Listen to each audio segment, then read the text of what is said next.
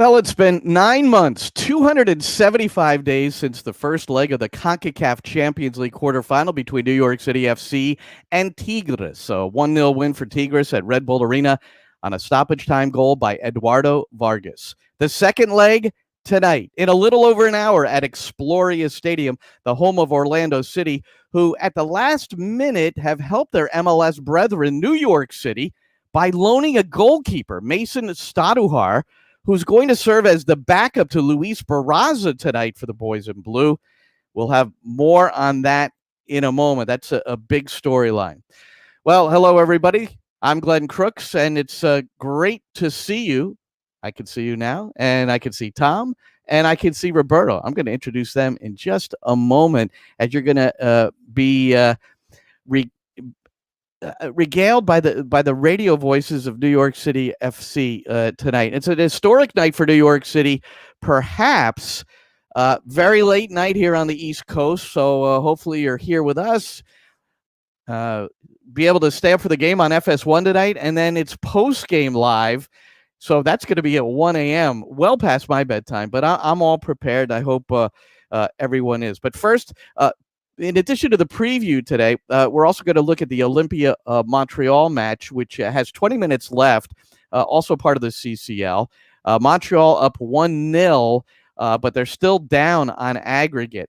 Two other MLS sides will play CCL tomorrow night, so we'll look at that a little bit. Also a look at today's expansion draft. Austin FC will join the league next year with former New York City sporting director Claudio Reyna now in charge of in that same capacity for Austin. They made 5 selections today. No one for the New York City group because New York City exempt since Ben Sweat was selected by Inter Miami a year ago. You can't have players selected in consecutive years if you're an existing team. Well, City tonight, they're going to have to overcome some odds to get it done. They're missing some key players, starting with their number one keeper, Sean Johnson. Yesterday afternoon, the club put out a release. Here it is, that indicating 3 first-team players had tested positive for COVID-19 and would not be available for this game. Plus, a 4th tested negative but was considered a close contact. Now, David Lee, the sporting director, his quote in the release here: "Unfortunately, our goalkeeper pool has been greatly affected throughout this past week due to COVID protocols." And yesterday at the media press conference, Coach Ronny Deila revealed that indeed it was Sean Johnson who was the 4th player. Sean has been close contact, so he's not available for the game tomorrow. But Luis is ready. So he's gonna play. Are there any other starting 11 impacts to your squad based on the results of COVID? I can't say anything about that, because it's about privacy. So I will not mention any names. But we will show you the team when we come to the game tomorrow, and then you will see. All right, and when you see that lineup, and it'll be announced shortly, kickoff is scheduled for 10:35. There will be a regular missing from the 11, but it will not be due to COVID. We'll get into that a little bit more when that 11 is officially announced. Well, time to welcome a couple of members of the radio broadcast crew. These 2 guys have been here from the start, along with myself, the inaugural season 2015. First, Tom Kolker, who's been on the English side since that very first match we did together down in Orlando, Tom. That's right. Exploria Stadium is the host of this game tonight, but we were at the Citrus Bowl for the very first New York City-Orlando City match, and a big one here tonight. Yeah, looking forward to it. This season continues on for New York City, and I can just tell all the fans out there, as your travel buddy for the last 5 years, it's 9:40 right now, and it's already past your bedtime. So I don't know how you're going to make it through, but I'm looking forward to it. All right. Look, it's exciting that New York City has another game. There's so many intriguing aspects about this matchup tonight. You mentioned the lineup. It just got released. I know we're going to go through it. Some key players missing from COVID, injury, and otherwise. So we're going to go through it and talk about in great detail, what Deila's planning to do. I know we're going to hear from him a little bit more throughout the pregame show. But it's a big match for New York City to try and continue on and take another step forward. We know they need to get the 2 goals to not have to go to PK. So we'll keep an eye on that. And I know another big storyline is Luis Barraza, who is a guy that we've talked a lot about since he joined New York City. We've talked a lot about him on Soccer in the City. I know he's an exciting young talent that we're all hyped to see him get his first appearance, with the first team in a match like this. He's a young, exciting goalie, so I'm looking forward to seeing what he can do. Obviously, we'd love to have Sean Johnson in there, but that's not the case. But at some point, Barraza's got to get games, and he gets a chance here tonight. So looking forward to seeing how the youngster does. Yeah, and we'll have a lot more on Barraza. Also here with us tonight on the Spanish side, since the inaugural season for New York City FC in 2015, Roberto Abramowitz. Roberto, welcome. Thank you so much for having us all on and putting all of this together. We're excited to do this. We're sad that we're actually not broadcasting the game. I think we would have loved to have gotten a chance to broadcast it, but things out of our control have impeded that. But this is the next best thing, and being able to see if New York City can really take a big step forward over here and see how many lessons they learned based on what happened the last time they were in this stadium, where they had an opportunity to win a series, to win a game that would have brought them closer to a championship, and they weren't able to do it. So now they have an opportunity one more time to be able to win a championship here. And look, they win 3 games and they're in. And that's basically the way it is. So we will see what happens here. I'm really looking forward to the game and how the whole thing plays out. Tom, and you already spoke about the Luis Barraza story, and I'm excited to see Huicho and see how he does. I think he's going to be fine. It's an exciting moment for him as well, obviously. And for Tigres on their side of this is a team that's gotten to the Concacaf League finals 3 different times and have failed. And so they're looking very much to win this championship, because this is one that has eluded them. In Monterrey, there's a lot of fans that feel that they don't really give too much of a crap about these sort of tournaments, and that they only concentrate on the league. And Tuca Ferretti, the coach for Tigres, is saying, no, that's not really the case. He says, and yesterday during the press conference, he said, how many finals have I been to? And he goes, and they said, well, several. And I said, exactly. And I said, if we didn't care, we wouldn't have gotten to finals. So right. He's always, with the Mexican media, it's very defensive and standoffish. Well, once we get into this a little bit more, Roberto, I want to hear more of your thoughts on Tigres. But first, the New York City starting lineup has been announced. We know Luis Barraza in goal.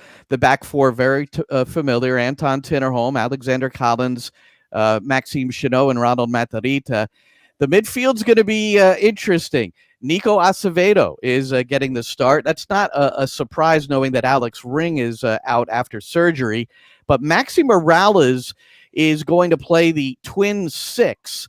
That's what we expect with Acevedo, with Medina playing more as the 10. Ismael Tajuri-Shradi and Gary Mackay-Steven will be on the flank, and Taty Castellanos running up the middle. On the bench, it's Staduhar. We talked about him. He's the backup keeper that was just picked up yesterday from Orlando City on loan just through the end of this year, and then he's back with Orlando City. Kind of a favor by Orlando City to help New York City out. Sebastian Ibiaga. Tavon Gray has recovered from surgery. He's back on the bench. JP Torres, Goody Torarenson, Tony Rocha, Justin Hack, Keaton Parks, and Andres Jason. And he's the homegrown, just recently signed. He's on the bench tonight, so will he make his New York City debut? As for Parks on the bench and not in the 11, he is suffering from some back issues. Ronny Deila told me that in our briefing yesterday that Parks, he looked good and trained well, but they didn't want to take any chances trying to get him to play 90 or start him, so he will be available off the bench. But let's focus on Barraza for a moment, gents. And I asked Ronny, and he mentioned it a couple of times, first in the media conference, and then I spoke to him afterwards, just to, give us at least a little scouting report of this kid, the 12th overall pick in the 2019 MLS Super Draft, a kid who grew up in New Mexico and played at Marquette University. He's a young, talented goalkeeper that has improved a lot this season. It's been a tough competition amongst the goalkeepers, with Brad there as well. So he's been a little bit number 2 and a little bit number 3, but he hasn't shown us been in goal all the games this year. So and that's good. He's been injury free and done really good. At the same time, we are waiting a long time now to give Luis a chance, and because he have deserved it, and now the chance is coming, and that's say something about football, that every time you're working hard, you have to keep on doing it, but suddenly you get opportunity and then you have to take it, and I think Luis is going to do that tomorrow.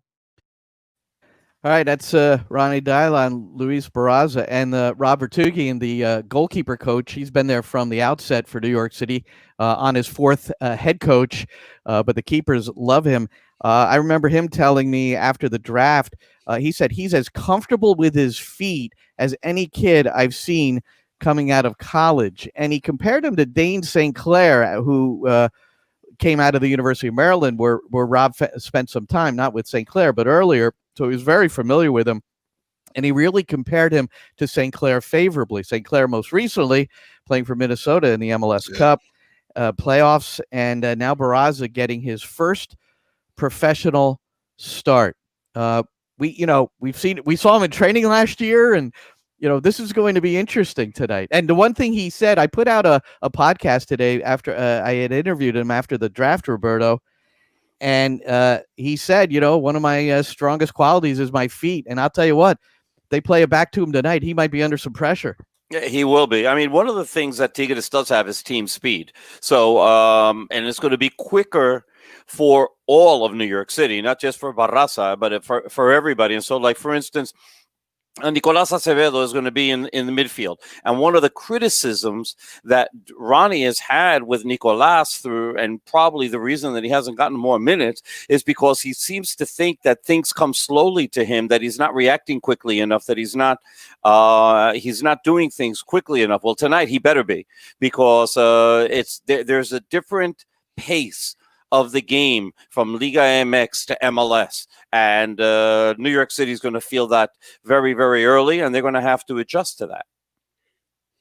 Barraza is a kid that played in the RSL Academy. He gives Freddie Juarez a lot of credit. He's known Freddie, who's the head coach now, who had replaced Mike Petke at RSL. He gives him enormous credit and has been coached by him since he was 10 years old.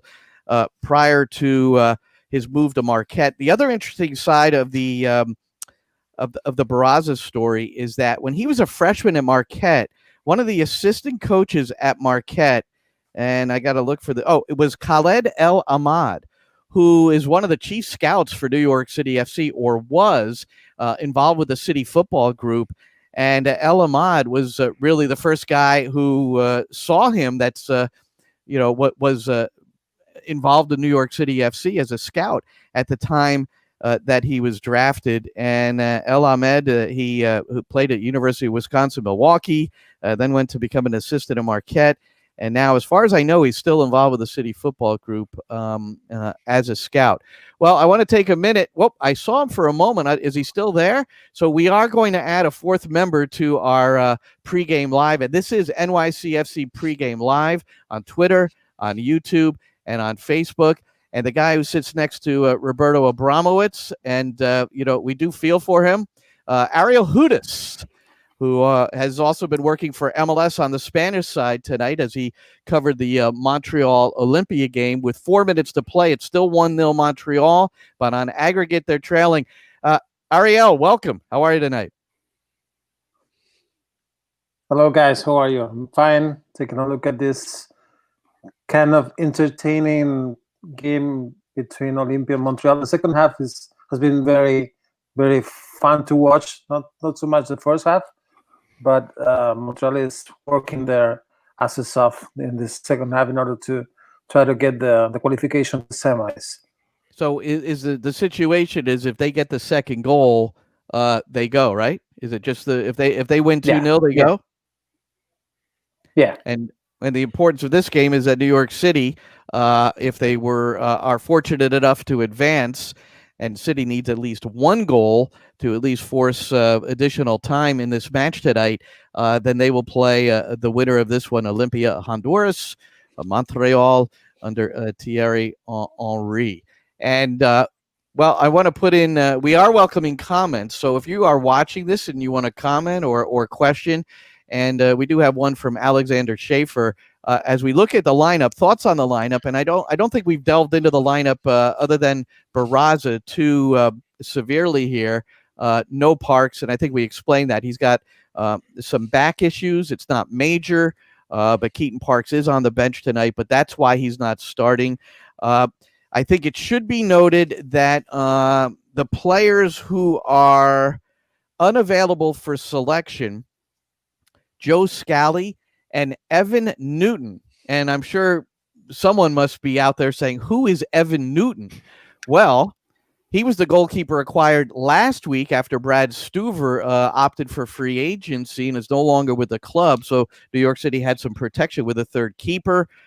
So New York City got him on loan from Indy 11 of USL, but he is healthy and unavailable. Joe Scally is healthy but unavailable, and we would just ask you to make your own conclusions, as we do know that COVID-19 has run a bit rampant through the New York City program.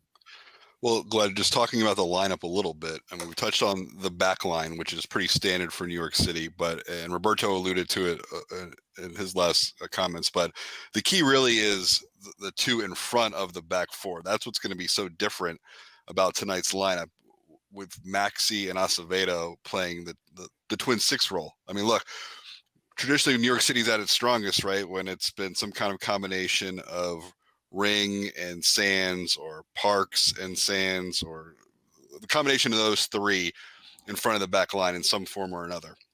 And we know New York City goes offensively usually as Maxi goes in that attacking playmaking role in the middle. So now you're going to have Castellanos in front of him, and you're going to have Medina in front. So can Medina take on more of an attacking and playmaker kind of role? We've seen him be successful a little bit more when he's out on the wing. So number one, can this team defend that speed that Roberto was talking about? Because we don't think of Maxi as traditionally a strong defender. That's not what he does. It's not why he's an MLS All-Star. It's what he can do offensively and how he can create for this team. So it seems like there might be a little, some liability defensively. And is there enough going forward to create those goal-scoring opportunities? So to me, when you look at this lineup, it's a lot of, for the most part, familiar names. But if it's truly a 4-2-3-1, and I know we're going to hear a little bit more from Ronnie coming up in the pregame, the key tonight is those two twin sixes and how they play together. Yeah, Maxi is obviously not a classic six, and one thing that Ronny Deila indicated was that it was going to be a bit of an offensive look. Well, let's just go to him now. Here's Ronny Deila talking about no Parks in the lineup and what this 4-2-3-1 could be. And then we have Keaton on the bench because he had some problem with his back, but he seems okay today. But I will not take any chances to start him. I will rather take him on to the pitch. 4-4-2? 4-2-3-1, and then Maxi in the six. That's the biggest change, so it will be a very offensive team. But I think Maxi is the captain, and I think he can. It's a space we have to get in central, and he's so good with the ball. So I think he can really keep us going offensively. And then also up front we have a lot of creativity and speed. So there you have it. Maxi Morales will be given a lot of liberty as a six. I think, we've seen Maxi all over the field at times during the course of his career. He shows up in a lot of different places. We've seen him recover and be at the top of the or edge of the 18 defending when his team is in the lead. I mean, he's got that capability. Apparently, he's 100% fit to be put in a role like this.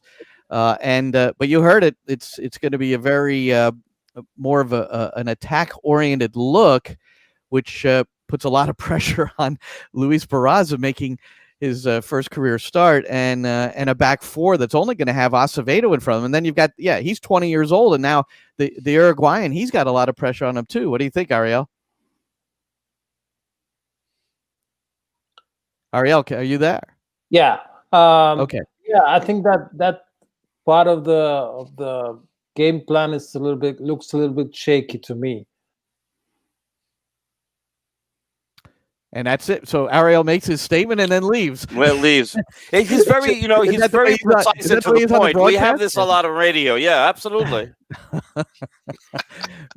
Well, pick up on that, Roberto. So it's a bit risky. Ariel's coming back in. At least my analyst shows up. Your other analyst hasn't even shown up yet. Well, we do have transmission issues with both our analysts apparently, but Ariel's back. Ariel, you want to try to complete the thought? Yeah, I think that part of the strategy or the game plan pairing Acevedo and Maxi looks a little bit shaky to me. I really want to see how that works out in the field against a very dynamic team as Tigres. That's the thing I fear the most, or the thing I want to take a real look at. How they manage to play against a very good team such as Tigres with such an experimental midfield. I see it that way. I know that Maxi can trace back and play a little bit, not in that offensive position we're used to see with him, but I don't know. It can work out. I'm not saying it will not work out, but it looks a little bit strange to me. Could it wind up being a 4-1-4-1? It could. When I saw the initial, that's why I asked him in that cut. Is it a 4-4-2? Because when you look at, I figured he'd have Acevedo at the bottom of a diamond, and he could have Shradi and Mackay Steven on either side with Maxi, and then Medina and Castellanos are twin strikers. I mean, when he read the lineup to me, I said, "Oh, 4-4-2," but no. He countered that. So we'll see what the shape looks like. I think I think it definitely could in the attacking half. I think going forward, I think Maxi's going to be ahead of Acevedo. So I think Roberto, I think it definitely could look like that at times, especially in the attacking half for sure. Yeah, it just looks, I mean, when you're putting Maxi back there, so here's basically what you're saying. We're going to attack, and we're going to attack like crazy. And you would think that they're going to try to hold the ball, and they're just going to go forward, and they're going to try to overwhelm Tigres. And the funny thing is that, Glenn, you and I were talking about this earlier today. I mean, I remember the game and what I was feeling more than you rewatched the entire game. I didn't rewatch the entire game. I saw the highlights again. But I remember what I saw when I saw the game live in Red Bull Arena and the impression that I had about that game. And then today, when I started going over the stats again, and it just didn't seem like it was the same game that I saw. And you and I were, as we were talking about this, it just came up, we talked about how New York City had so many great chances, especially in the first half. There were like 4 brilliant chances, and Nahuel Guzman did a fantastic job of keeping the ball out of his net. He was also very lucky that a couple of shots just went right at him. But the second half was a lot more even. I thought it was a very one-sided game on one end, and then it wasn't a one. And then on the second half, it became a lot more balanced. And then it became a game where all of a sudden Tigres had a lot of opportunities to score. And then finally at the end of the game with 20 seconds to go, they were able to put one in and get the advantage that they now enjoy. 20 seconds to go in the second minute of stoppage time. I did watch the full match, and I started noting things, and I brought this up to Ronnie, and I'm going to play that in a moment.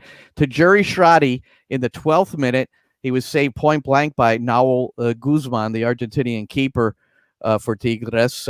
Mitrita, who's out on loan, is not a member of the team anymore. 15th minute, got a really good shot. Scissor volley by Alex Ring, who's not in the lineup in the 17th minute. Schradi again with a great take with the left, 21st minute. And then Eber in the 26th minute. Now, the issue is that neither Eber, Ring, or Mitrita is available for this one. But here's what Ronnie thought about the first leg, the 1-0 loss to Tigres. Yeah, we were really good. We didn't deserve to lose that game.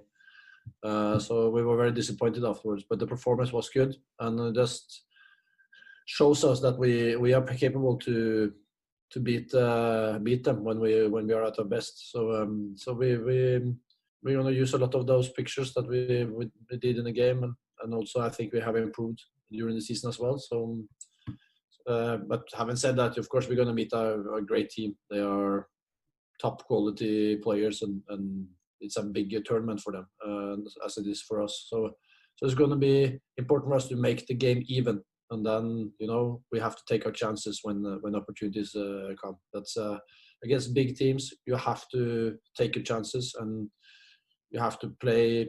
You can't give them easy things. You have to make it really hard for them to get clean-cut chances. Well, even though he's taking pictures of what happened in that last match, way back on March the 11th, really incredible, 275 days between legs. But it's not the same personnel, and I think Mitrita was really sharp in that match. Eber had his chances, and Ring, who we haven't talked much about, but we saw him waving from his hospital bed, a couple of weeks ago on his Instagram, and everybody started tweeting it. It was like, what happened to Ring? And we do know he was favoring his knee in that final game, Tom, and it turns out he had surgery on the knee, minor surgery, as Ronny Deila described it, cleaning it out a bit, but he won't be available for any of these matches. And as you heard, Maxi Morales is the captain. So what do you think about a game that long ago, using what you saw and what you did there and making it work again? It's tough. I mean, you alluded to how many days in between. I think obviously they went back and I'm sure they watched it and evaluated it, but you have so many players that aren't available tonight that played in that match. So I don't know, it's not like it's a quick turnaround where you can put a ton of stock into it, but I'm sure they went back and reviewed it. It's interesting because we're talking about how attack-minded this lineup seems, but just listening to that playback from that interview, from that part of the interview with Ronnie, it sounds like he really wants to limit Tigres' chances and he doesn't want to give them those easy opportunities. So to me, that sounds like a coach that's going into tonight with more of the thought process of being really solid defensively, not allowing opportunities, and then taking your chances when they come. If you get 2 or 3 chances, it's being able to convert those. No, I follow what you're saying too. Based on, yeah. But the what I wanted to add there is that I wonder what everybody thought. I mean, I watched the 16 minutes of highlights of their 2 legs with Cruz Azul in the Apertura. They were eliminated. I think that was that a semifinal or a quarterfinal? I'm not sure. But their last match played was November the 29th, and they ended up losing 3-2 on aggregate. But Cruz Azul had a great deal of success on the counter using pace. So when I heard him describe how he's going to go about it tactically, I wondered. But again, that's not seeing full matches. That's seeing some highlights of those matches. Anybody? Oh, by the way, as you can see, the lower third, we're scrolling. You can send us your comments or questions if you have anything to say about this. So you're a New York City supporter, a MLS supporter, a CCL supporter. I think there's millions of CCL Roberto. Supporters, right? Say what? You have to unmute Roberto, which I would normally not advise doing, but I think he was trying to make a point. Oh, why was he muted? You shouldn't have been muted. You must have muted yourself there, dude. No. You every time it goes into one of your chats with Ronnie, I get muted. Well, then it comes out of mute. So go ahead. All right. So anyway, they're missing players as well. This is not New York City isn't the only one. So like Eduardo Vargas, who scored the goal, is no longer on the team. He's gone. And then you've got Julian Quiñones, who was part of the twin striker setup that they had with Jean-Pierre Gignac. Well, he's not available either. Now they signed a player from America, Carlos Gonzalez, or he's going to become one of their, rather from Pumas, Carlos Gonzalez, and he's not available for this game. So they're shorthanded as well. So it's not only New York City who's shorthanded for this game, but it's Tigres as well. The Quiñones one is interesting because he's their only other forward. They have no forward. So it's not only a Taty Castellanos as New York City's only forward situation. They're on the same boat. Interesting. And how about Gignac, the Frenchman, who he was not particularly impactful, I didn't think, in the game at Red Bull Arena. He's aging, but that was certainly one of the bigger signings for Tigres in a while, wasn't it, Ariel? Yeah, I think that with Gignac, what Tuca Ferretti, the head coach in Tigres, what he uses to do is kind of choose games and choose where he needs Gignac fully implied with the game and the rival and all that stuff. Maybe it's not the case right now with this game, this decisive game against NYCFC in Orlando. But if you take a look at what goes on regularly with Tigres in Liga MX, that's the kind of vibe I get from Tuca Ferretti and Gignac. They kind of choose and select the games they need to have him fully on and fully prepared to beat the opposition. And sometimes that's not happening, and you don't see much from the Frenchman. He's a terrific player. He's a very, very good player. And he's on the starting 11, of course, tonight. So we have to wait and see what happens. He can do almost anything on the field, and he's a killer, of course, and full respect for him. And he should show some respect for Gignac, and I'm sure they will in this game. Ferretti, can you guys fill me in on Ferretti a little bit? He south of the border, he's a bit of a legend, right, in Mexico, but he's had 3 different stints coaching Tigres. So, any insight as to what some of the reasons are for that? Well, with him, I mean, in a way, he's a legend. This is very abnormal for somebody like him to thrive in Mexico. And the reason I say that is because in Mexico, it is probably the worst league in the world as far as firing coaches. They're the owners and general managers in Mexico, presidents of teams, are the most impatient people in the face of the earth in soccer. And so you see guys getting fired left and right, 6 months, 3 months. It just happened. And they keep on recycling the same guys. It is really pretty crazy to see how many of the same guys keep on going from team to team to team to team to team. And Tuca Ferretti is an outlier. He's been in Tigres for 10 years. Right now they're talking about a new contract for him for another 2 years. And today I was on a radio show on La RG Deportiva in Monterrey.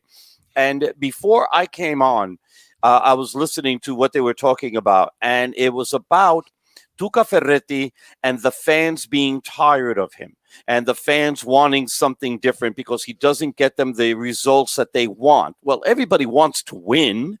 Not everybody can. But the thing that I see is that they're always in a position to win. This is a team that constantly makes the playoffs. They're making finals. They've been to 3 Champions League finals. They haven't won them. They were in the final of Copa Libertadores, lost to River Plate in Copa Libertadores. And they've also lost to Monterrey, and they have a great rivalry with Monterrey, and that hasn't sat very well with them. So the fans are impatient. But at the same time, he's been very, very successful. And the thing that bothers them is that they don't find that he's aggressively offensive enough. And so, like, you have a player like Lucas Elarayan who couldn't get minutes with them. He could not get minutes with them. And so finally he got frustrated. And one of the finals, I think against Monterrey, he didn't even play, wasn't even in the 18. So he finally got frustrated and went to Columbus. And well, what did he do in Columbus? He just won him a title in his first year there. And so his way of playing sometimes just rubs the fans there the wrong way, and this has really been an issue. Interesting. Well, I'm Glenn Crooks, along with Roberto Abramowitz, Ariel Hudas, and Tom Kolker, radio voices for New York City FC. This is NYCFC pregame live. We will also be here postgame. The match tonight, which will be on FS1. Kickoff is 10:35.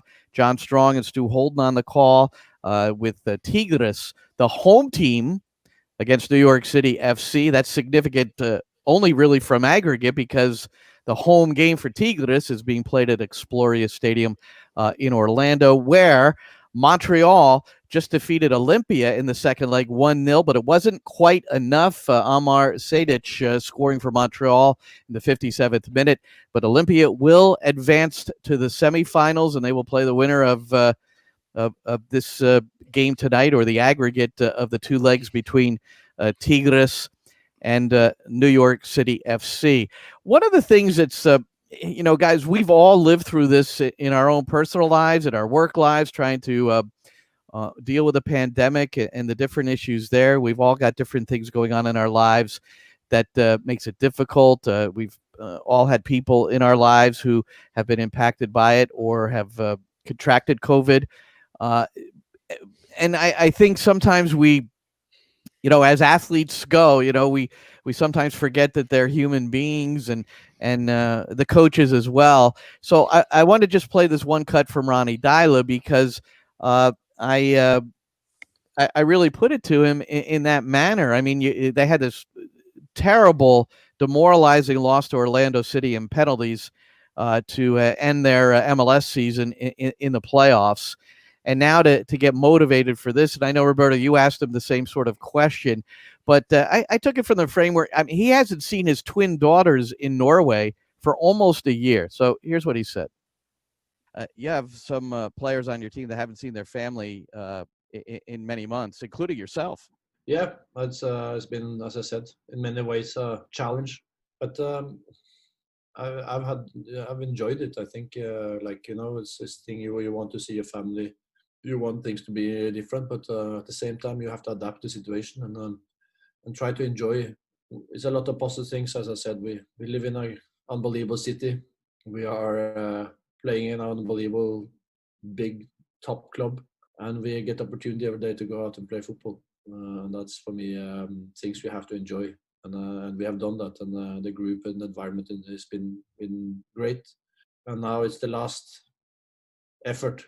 With a victory there, everything is possible, and suddenly it's the semi-final, and that's can be maybe the biggest game a lot of us and the players and the staff also have been through ever, and maybe we never get opportunity like that again.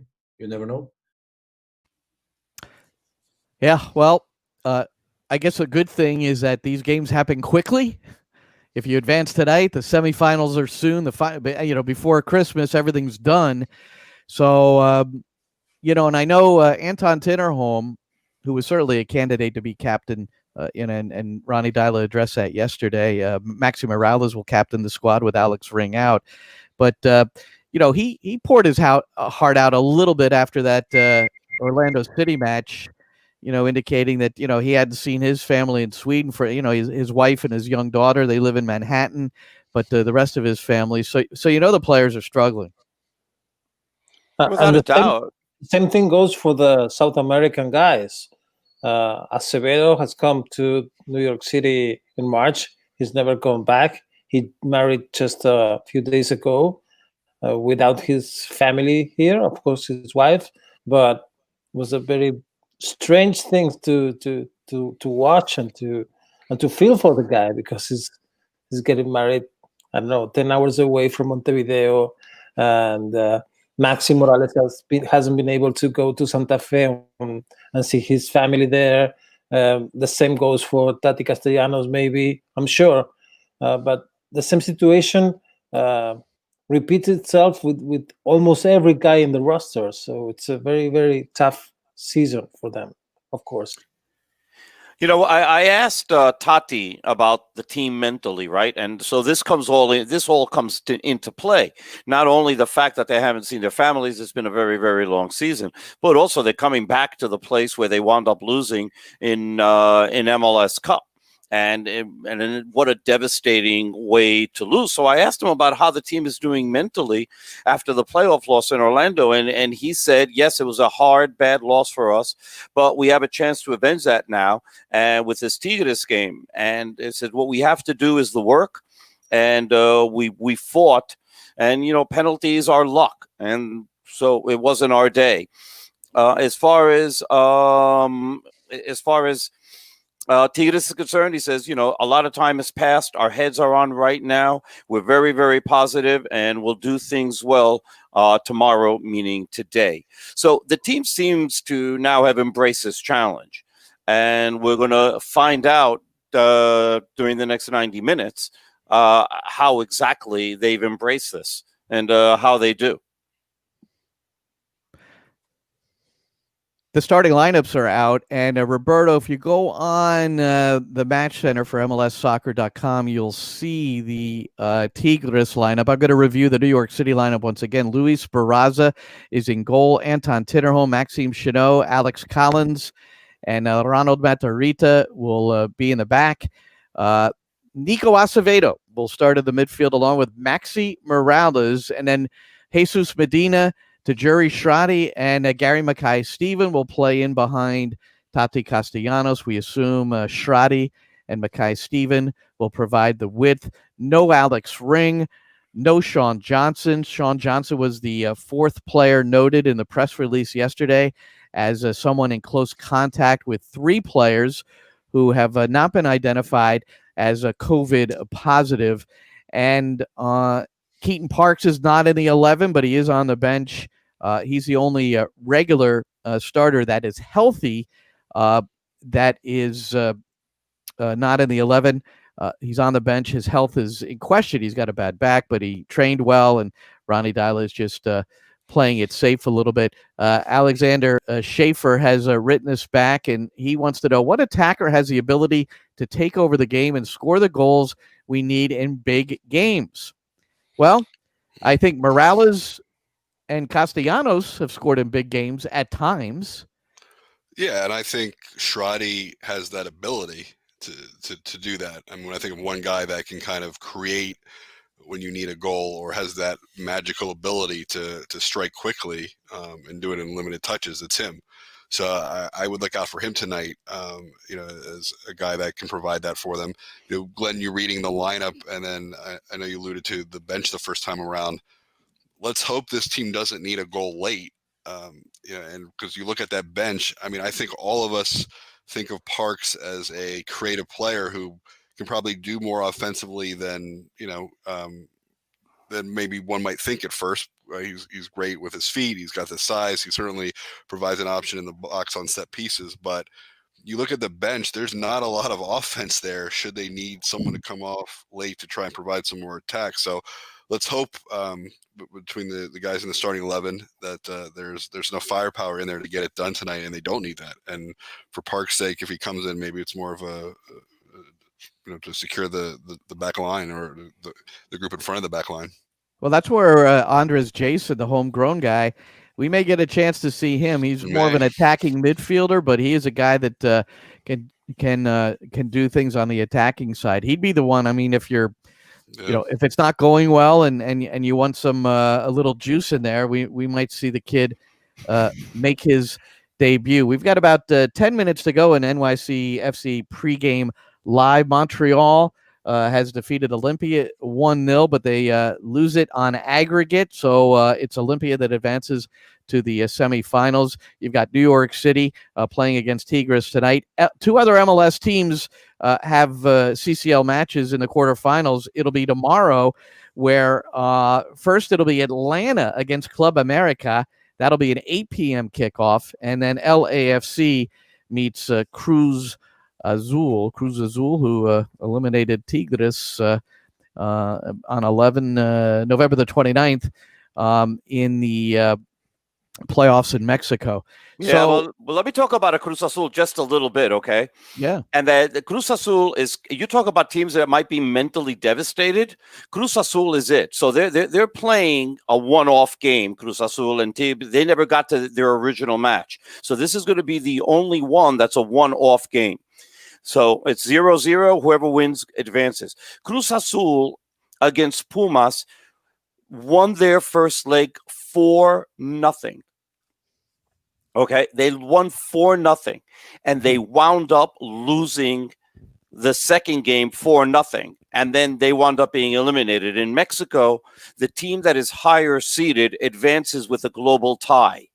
And so by Pumas coming back and winning that game 4-0 and scoring basically almost in stoppage time to win that game, I mean, it was devastating for Cruz Azul. They fired their coach, of course, or he resigned, or they pushed him. We don't know if he jumped or they pushed him, but he's gone. And so we have to see what kind of mentality they have there. Meantime, America was beat up Atlanta United 3-0 in the Frank DeVore era in the Estadio Azteca. So they got blitzed early, played better later, but they still wound up 3-0. Before we're named total homers here, can I give the lineup for Tigres? Yeah. So here we go. About this. Go ahead. Okay. So they're going to play supposedly a 4-4-1-1. And they're going to start with Nahuel Guzman in goal, Luis Rodriguez, Hugo Ayala, Carlos Salcedo, and Jesus Dueñas along the back line. In the middle of the midfield, you're going to have Guido Pizarro, who's their captain and their leader, along with Rafael Carioca, and then Luis Quiñones and Javier Aquino on the sides. Leonardo Fernandez basically playing as a 10, and your lone striker is André Pierre Gignac, who in Champions League games has 10 goals, and he's the leading scorer for Tigres in their history in Champions League. Any idea what happened to Eduardo Vargas when he scored against New York City on March 11th for the 1-0 win? That was his 7th CCL goal. Yes. I believe he was. He's gone. So yeah, he's not the only player. He's not the only player who's gone. To a big no, I know, but he club. scored the goal. He what? Yeah. Where'd he go? He's in Brazil right now. Okay. Yes. Just He's looking. not available for selection. Yeah. I think that what happened to him was a similar case to what happened to Zelarayan. He didn't play that match, and he was sick of that situation, so he took a good offer from a big Brazilian club. He earns the same money as he was making in Mexico, so everything is cool and fine for him. And football is better for him. He plays more right now. And confirming PK Tiny says he's gone to Brazil. Yeah. And then he also asked you, Robert, you're not doing the broadcast tonight? There is no New York City radio tonight.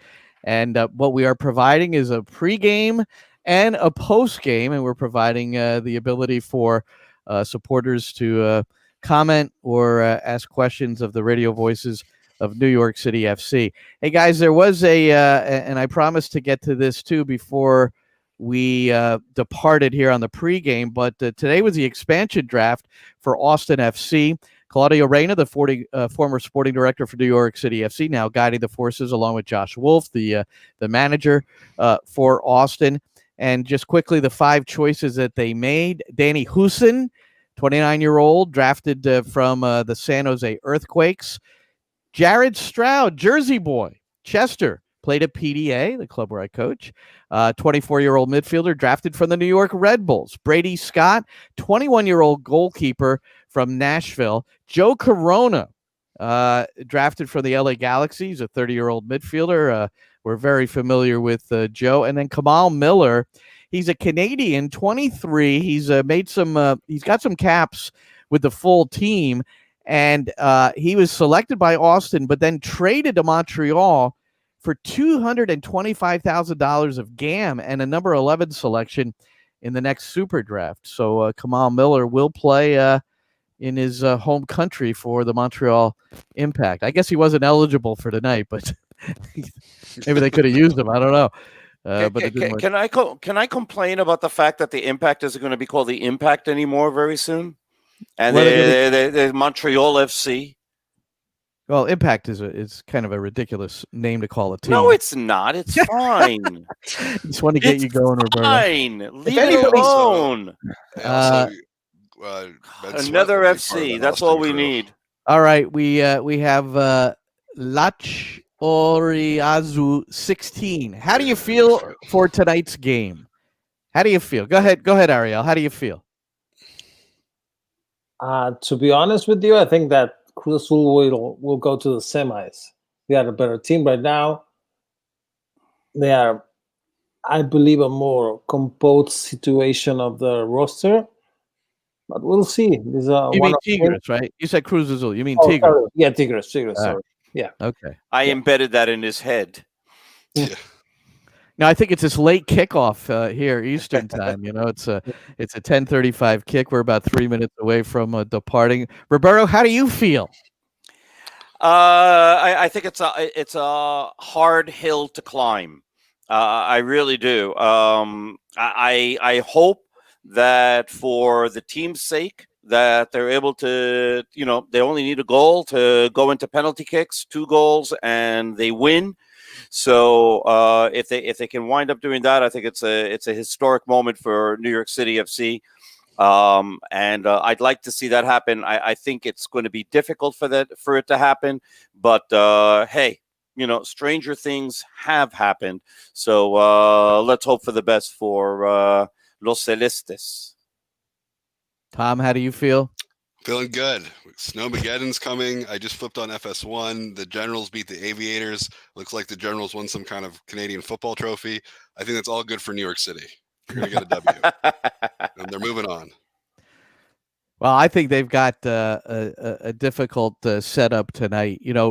I think one of the more trying aspects of all this, we learned about the 3 players positive COVID. We learned that Sean Johnson was close contact, so he was left behind. But the biggest thing is they were supposed to get in on Sunday evening and then have a full day there and then prepare for the game today. They didn't leave until this morning. I think they landed early afternoon. We do know it's a later kickoff, but they would have been, there relaxing, a little bit more time to prepare. And now they have to charter on the same day as a game, which is what they've been doing during the course of the MLS regular season. Exactly. But it's a factor, Roberto. It's not like, okay, well, they're used to it. No, they're really used to it. And it was funny that Tuca Ferretti, they asked him during the press conference yesterday what he thought about the fact that New York City had to arrive tomorrow, meaning today. And he was like, really? They're really doing that? And he was very, very surprised. But look, the team is used to this. Been doing this all year long. It's routine at this point. Yes, is it ideal that they get there 3 days before? It probably is a little bit better, but it's not a hardship. It's not like it's the first time that they've done this, and it's it's something that they're unfamiliar with. This is just routine at this point. All right. So it'll be Barraza, Tinnerholm, Chanot, Collins, Matarrita, Acevedo, Morales, Medina, Tajuri, Shradi, Mackay, Steven, and Castellanos that try to get it done for Ronny Deila and New York City FC and their supporters. Gentlemen, we will be here post-game live, and we hope that everyone, I know, will stay up for the game, and then you need to stay up for the post-game. We're going to come on after the post-match press conference so we can bring you some of the comments from the head coach and anyone else. And we will also try to get a player on. I will say, if it's a victory, I'm pretty certain we'll get one. If it's a loss, they're hopping on that plane and getting the hell out of Dodge. So a win will bring us a player to chat with, I think, after the game. So, guys, thank you so much. Enjoyed it. So here's the final comment. And we'll leave it to Sean001. Let's go, Boys in Blue. Have a good night and good luck to the Boys in Blue tonight. We'll see you a little bit later after the game.